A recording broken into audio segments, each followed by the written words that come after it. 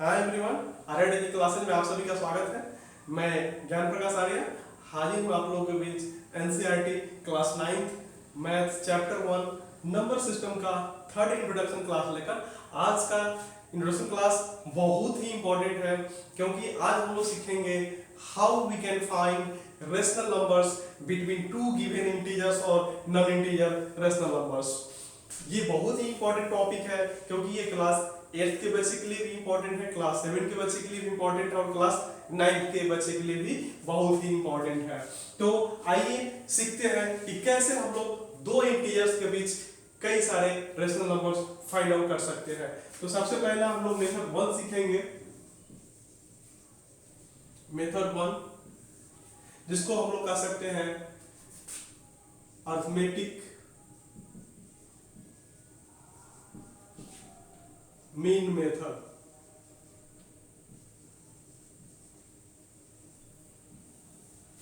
Arithmetic mean method हम लोग इसको बोल सकते हैं।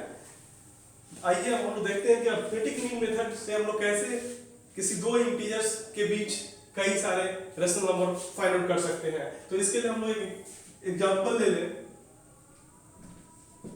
Find out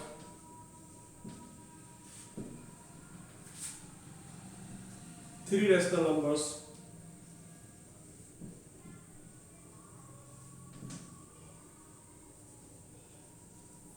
between 1 and 2। अब हम लोग को 1 and 2 के बीच थ्री रेशनल नंबर्स फाइंड करने हैं। तो हम लोग इसी क्वेश्चन को बनाने में हम लोग अरिथमेटिक मीन मेथड को समझेंगे। तो अरिथमेटिक मीन मेथड करने का मतलब क्या होता है कि जो नंबर्स दिए हुए हैं, जिन दो गिवन नंबर्स के बीच रेशनल नंबर्स फाइंड आउट करने हैं, उन नंबर्स के हम लोग सबसे पहले अरिथमेटिक मीन निकालते हैं। तो जैसे 1 और 2 की बात हो रही है तो हम लोग देखेंगे ये रियल नंबर लाइन की बात करें, ये रियल नंबर लाइन है, ये हमारा ओरिजिन यानी 0 है। 0 से 1 को रिप्रेजेंट करते ये नंबर लाइन के राइट साइड एक यूनिट 1 हो गई। फिर आगे एक यूनिट और आगे जाएंगे तो ये 2 हो गई। अब इस 1 और 2 के बीच हम लोगों को क्या करने हैं, कई सारे रेशनल नंबर्स फाइंड आउट करने हैं। क्योंकि as we know that there are infinitely many rational numbers exist between two given integers. दो गिवन इंटीजर्स के बीच infinitely many rational numbers lies करते हैं। तो हम लोग इनके बीच कई सारे रेशनल नंबर्स आसानी से फाइंड आउट कर सकते हैं। तो अब हम लोग को इन दो इंटीजर्स के बीच यहाँ पे three rational numbers find out करने हैं। तो इसके लिए हम लोग अरिथमेटिक मीन मेथड कैसे यूज करेंगे, तो सबसे पहले हम लोग क्या करेंगे, क्योंकि 1 और 2 के बीच एक रेशनल नंबर तो हो जाएगी इस दोनों का मीन। तो पहले rational number, first rational number between 1 and 2 is क्या हो जाएगा 1 + 2/2। जो दोनों नंबर्स के बीच निकालने रेशनल नंबर उन दोनों का मीन निकाल दिया, a+1 + 2/2। तो क्या हो गया ये 3/2। तो पहला जो रेशनल नंबर इन दोनों के बीच होगा, ठीक इस दोनों का मीन यानी कि जस्ट मिड का पॉइंट, ये 3/2। अब हम लोग आगे और रेशनल नंबर्स निकालना है। तो सेकेंड रेशनल नंबर हम लोग निकाले, second rational number between 1 and 2। अब जाहिर है कि ये जो पहला रेशनल नंबर निकाला जस्ट दोनों का मीन यानी जस्ट इसका मिड पॉइंट। अब इस दोनों के बीच भी इस दोनों का मीन निकाले तो फिर इस दोनों का बीच वाला पॉइंट भी इस दोनों के बीच लाइज करने वाली रेशनल नंबर होगी। तो अब सेकेंड रेशनल नंबर की बात करें तो हम लोग इस दोनों का ले लें, इस दोनों का हम लोग मीन ले लें। तो क्या हो जाएगी 1 + 1 + 3/2। अब इस दोनों का मीन यानी /2। तो क्या हो जाएगी एलसीएम हो गई 2 2 1 जा 2 प्लस 2 से 2 कैसे लोगे तो 3 इंटू 1 3/2 क्या होगा ये 5/2 यानी क्या होगा ये 5/4। तो सेकंड रेशनल नंबर क्या हो गई 5/4। अब थर्ड रेशनल नंबर की बात करें तो अब इन दोनों के मीन जो है निकला, इन दोनों का जो बीच निकला ये हो गया हमारा 5/4। अब उसी तरीके से इन दोनों का भी मीन हम निकाल सकते हैं। तो third rational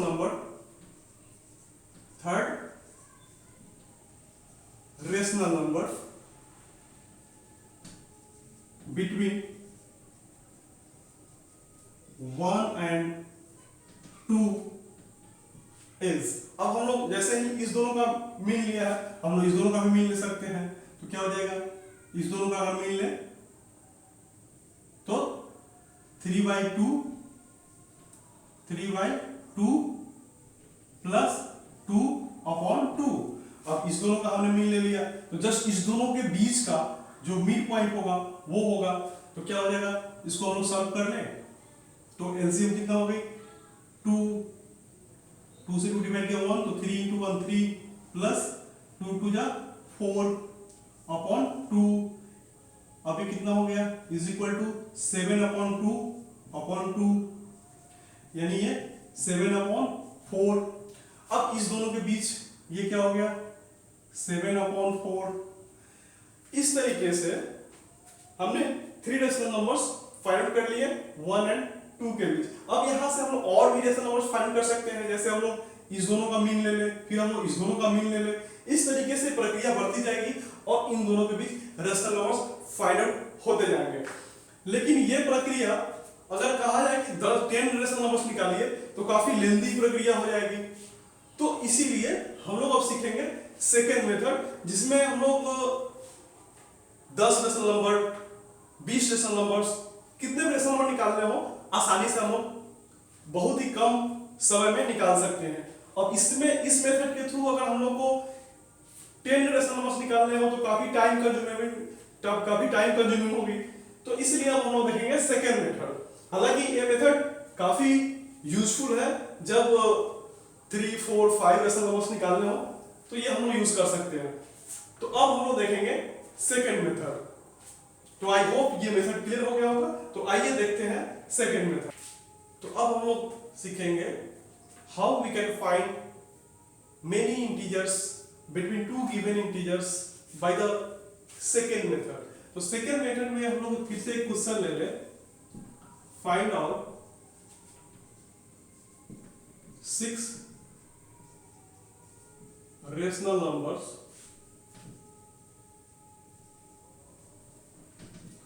between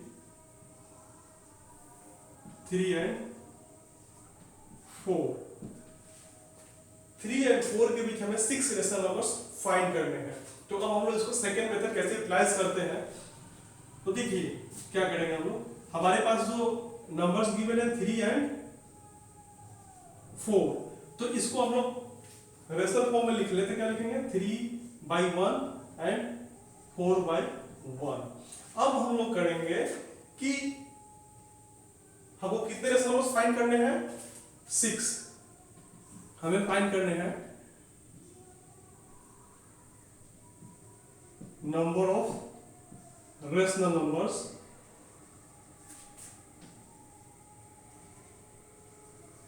to be find is equal to 6। तो अब हम लोग डिनोमिनेटर कितना बनाएंगे, इसका डिनोमिनेटर बनाएंगे 6 + 1 यानी कि 7। जितने रेशनल नंबर्स फाइंड करने हैं 6 फाइंड करने हैं तो 6 + 1, अगर 5 फाइंड करने होता तो 5 + 1। तो यहाँ पे 6 फाइंड करने हैं तो 6 + 1 7। यानी अब हम लोग इसका डिनोमिनेटर क्या करेंगे, दोनों का डिनोमिनेटर जो है 7 कर देंगे। कैसे कर देंगे, दिस इंप्लाइज 3/1 into 7/7। क्या करेंगे हम लोग 7/7 से मल्टीप्लाई कर देंगे, क्योंकि 7/7 से मल्टीप्लाई करने से इस पे कोई फर्क नहीं पड़ेगा।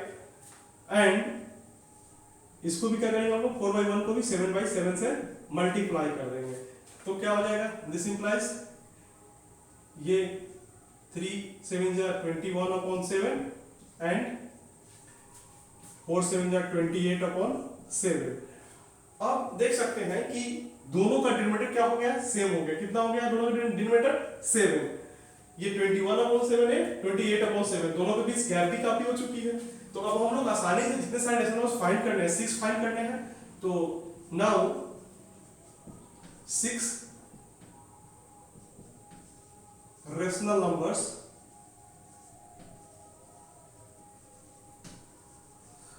बिटवीन 3 and 4 आर क्या हो जाएंगे, 21/7 के आगे क्या होगा, 22/7, 23/7, 24/7, 25/7, 26/7, 1 2 3 4 5, 27/7। तो इस तरीके से 3 और 4 के बीच 6 रेशनल नंबर्स फाइंड हो गए। तो ये काफी आसान तरीका है। अब हम लोग देखेंगे सेकेंड मेथड में या थर्ड मेथड में कि हम लोग अब दो नॉन इंटीजर रेशनल नंबर्स के बीच कई सारे रेशनल नंबर्स फाइंड आउट करने हो उसके तरीके।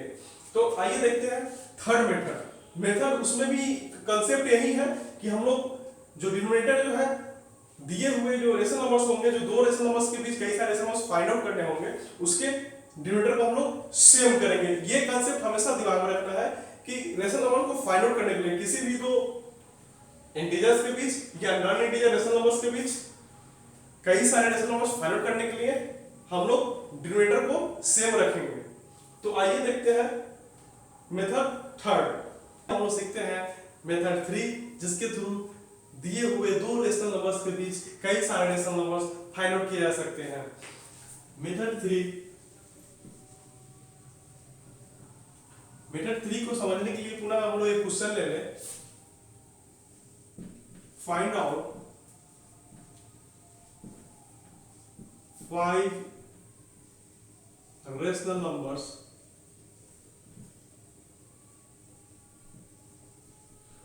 Between 3/5 and 4/5। क्वेश्चन है कि 3/5 और 4/5 के बीच 5 रेशनल नंबर्स फाइंड आउट करने हैं। तो अब हम लोग मेथड थर्ड को यूज करके कैसे आसानी से हम लोग इन दोनों के बीच 5 रेशनल नंबर्स फाइंड आउट कर लेंगे, आइए देखते हैं।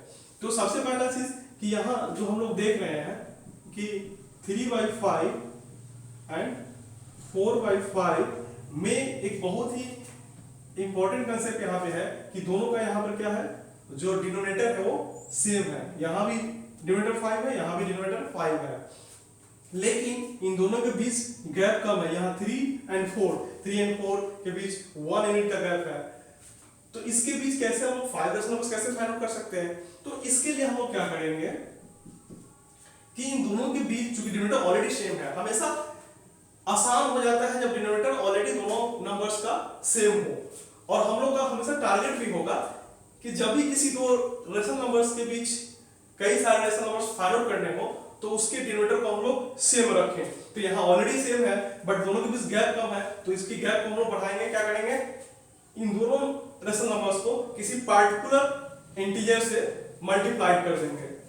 तो 3/5 हम चाहे तो इसको 10/10 से मल्टीप्लाई कर देते हैं एंड इसको भी 4/5 को क्या करें 10/10 से मल्टीप्लाई कर देते हैं। अब 10/10 से मल्टीप्लाई होने से इसमें कोई फर्क नहीं पड़ेगा,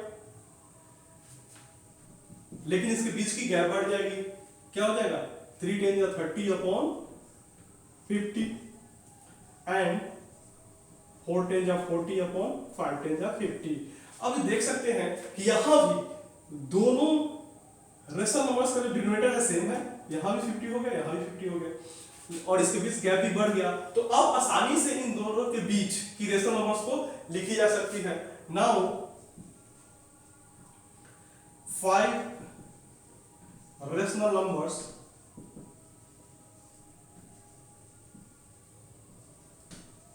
between 3/5 and 4/5 r। क्या क्या हो जाएंगे अब 3/30/50 और 40/50 के बीच के रेशनल नंबर्स को लिखते जाए तो 30/50 के बाद 31/50, 32/50, 33/50, 34/50, 35/50, 1 2 3 4 5 एंड सो ऑन। हम लोग कहाँ तक लिख सकते हैं 40/50 के जस्ट पहले 39/50, यानी हमें केवल 5 नंबर्स यहाँ फाइंड करने थे, 5 हमने लिख दी। इसके आगे भी अगर फाइंड करने होते तो हम लोग इसके आगे 36/50, 37/50, 38/50, 39/50 होते। तो इस तरीके से 5 फाइंड करने थे, 5 रेशनल नंबर्स, इन दोनों रेशनल नंबर्स के बीच फाइंड आउट हो गए। तो काफी आसान मेथड है। अब इस क्वेश्चन को देखने के बाद एक क्वेश्चन तो माइंड में आ रहा होगा कि यहाँ डिनोमिनेटर सेम था तो काफी आसानी से हमने इसका सॉल्व कर लिया। जब डिनोमिनेटर सेम नहीं हो तो उस केस में कैसे हम लोग रेशनल नंबर्स को फाइंड आउट करेंगे उन दोनों के बीच। तो आइए एक क्वेश्चन के थ्रू इस कंसेप्ट को भी समझते हैं। तो इसके लिए हम लोग एक क्वेश्चन ले लें, find out 5 rational numbers between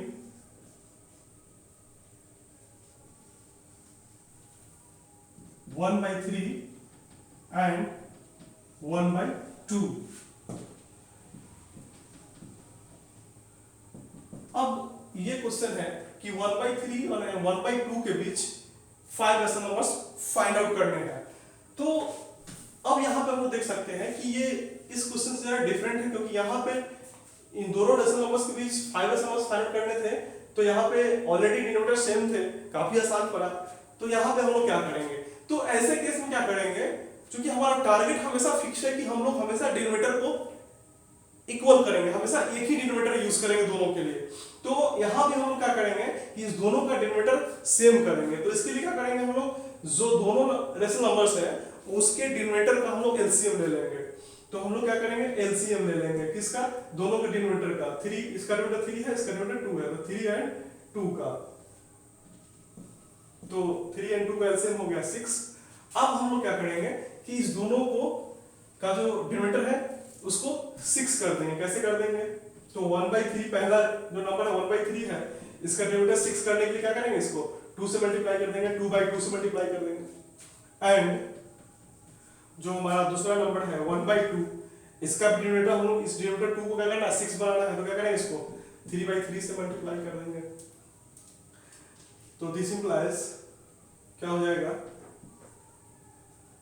ये हो गया 2/6 एंड ये क्या हो गया 3/2, 3 या 6, दोनों का डिनोमिनेटर अब यहाँ पे सेम हो गया। अब इसके बीच आसानी से हम लोग 5 रेशनल नंबर्स लिख सकते हैं, लेकिन यहाँ पे देख सकते हैं कि डिनोमिनेटर तो सेम हो गया लेकिन नंबरेटर के बीच केवल 1 का डिफरेंस है। तो हम लोग कैसे 5 रेशनल नंबर्स कैसे फाइंड आउट कर सकते हैं, तो इसके लिए हम लोग फिर करेंगे यही इसी कांसेप्ट को यूज करेंगे। क्या करेंगे कि डिनोमिनेटर तो सेम है लेकिन दोनों जो नंबरेटर के बीच गैप नहीं है, इसलिए 5 रेशनल नंबर्स लिखा जाना बहुत क्रिटिकल है। तो हम लोग क्या करेंगे, डिनोमिनेटर तो सेम रखेंगे लेकिन दोनों के बीच के गैप को बढ़ाने के लिए हम लोग क्या करेंगे, फिर इस दोनों को किसी पार्टिकुलर इंटीजर से नंबरेटर दोनों को मल्टीप्लाई कर देंगे। तो यहां पे हम लोग कर दें, दिस इंप्लाइज 2/6 इनटू, हम लोग कुछ बड़ा गैप करने के लिए हम लोग इसमें भी हम लोग 10 ले सकते हैं, हम लोग अपनी इच्छा से 8 से भी कर 8/8 से कर सकते हैं, 10/10 से कर सकते हैं। हम इसे भी हमने क्या कर दिया 10/10 से ही मल्टीप्लाई कर दिया। एंड यहाँ पे क्या है 3/6, तो इसको भी हमने 10/10 से मल्टीप्लाई कर दिया। तो दिस इंप्लाइज फाइनल वैल्यू क्या हो गई है, 2 10 20/60 एंड 3 10 30/60। अब इन दोनों के बीच दोनों का जो डिनोमिनेटर है सेम है, न्यूमरेटर के बीच गैप बढ़ चुका है, तो आसानी से अब इसके बीच 5 रेशनल नंबर्स लिखे जा सकते हैं। Now 5 rational numbers between 1/3 1/2 r क्या हो जाएंगे, आगे चलिए।